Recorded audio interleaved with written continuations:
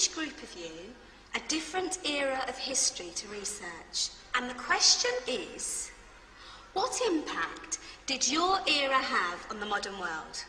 So Sarah, your group has the ancient Greeks. Ravi, you've got the Romans. And Danny's group gets, yes, a bit of a challenge for you. You get the Middle Ages. Some even call it the Dark Ages. Boring. See how you get on. Yes, miss. So, Serene, yes, you get the Renaissance.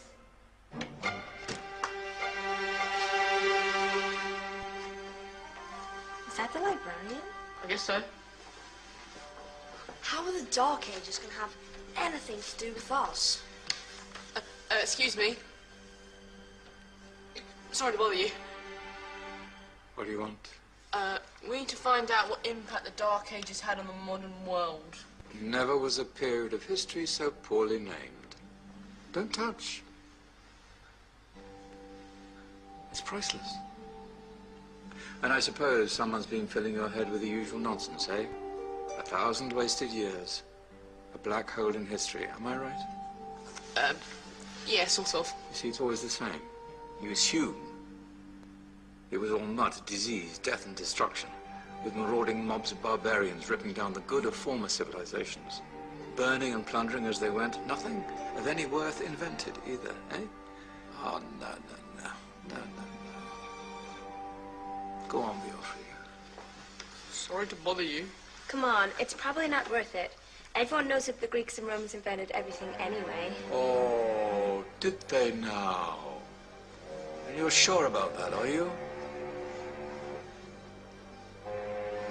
You know, I might just have something for you.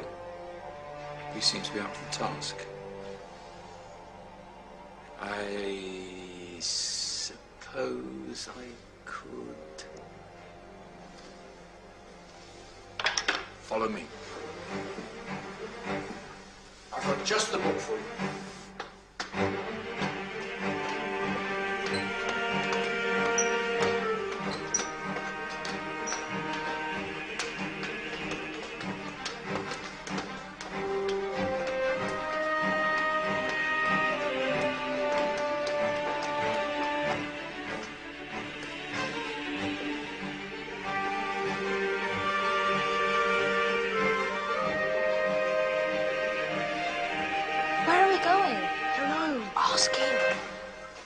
Excuse me, where are we going? From darkness into light, my young friend. From ocean onto land. There are things you should know. Oh, yes, indeed. Yes, indeed.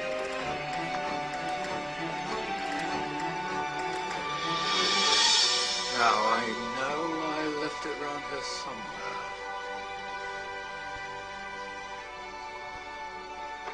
Ah! Here it is. Now,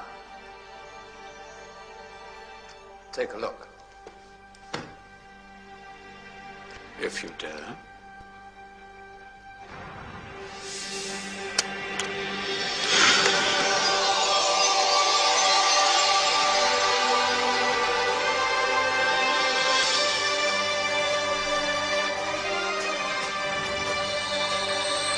What's going on?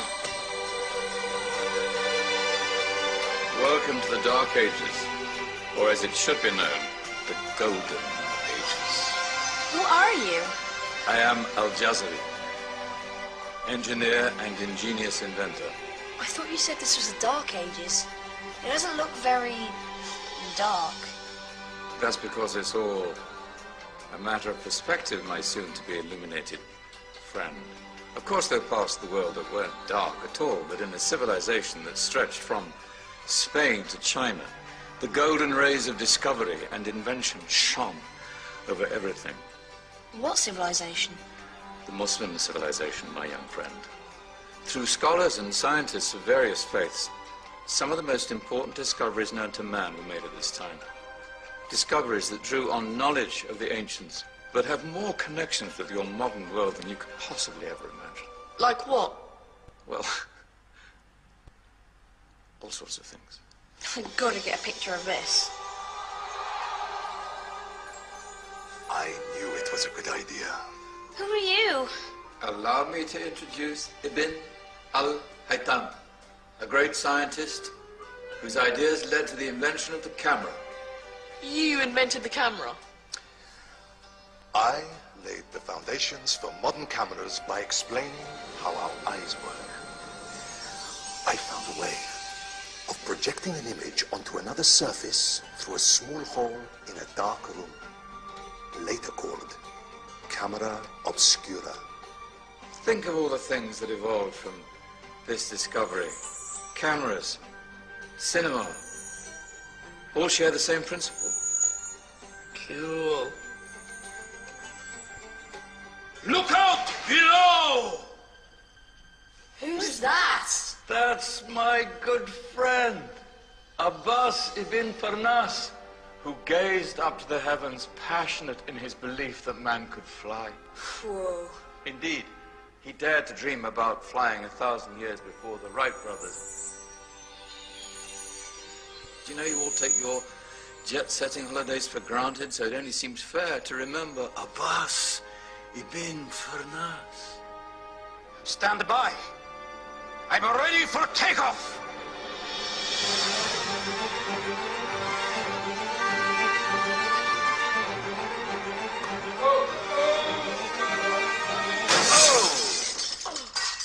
You did forget one thing, though. A tail, useful for landing.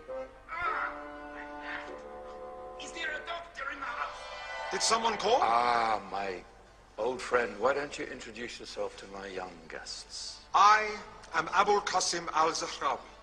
Many call me the father of surgery. Did you actually do surgery back then? Of course we did. In fact, many of the surgical tools that I invented are still used in your modern hospitals.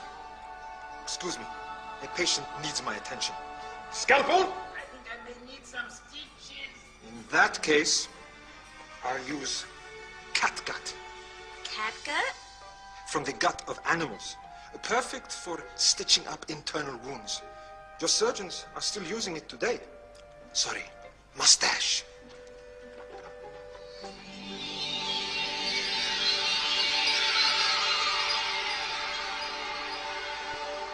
Who's she?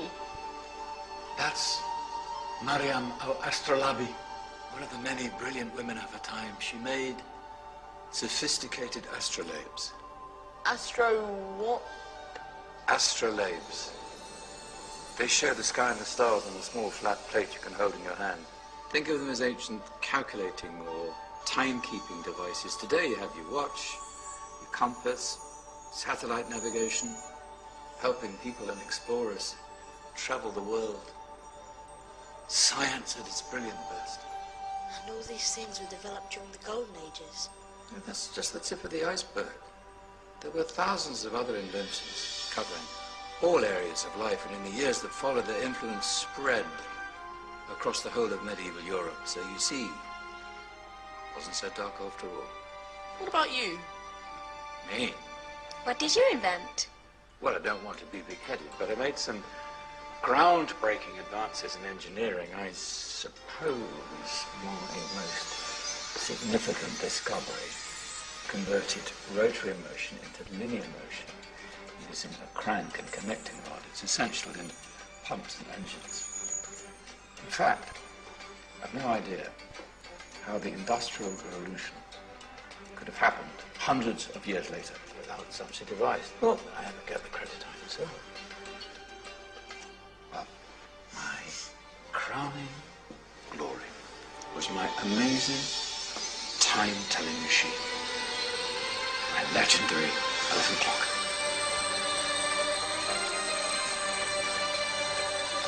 It's a clock. Yes. Dozens of components collected from different cultures around the world.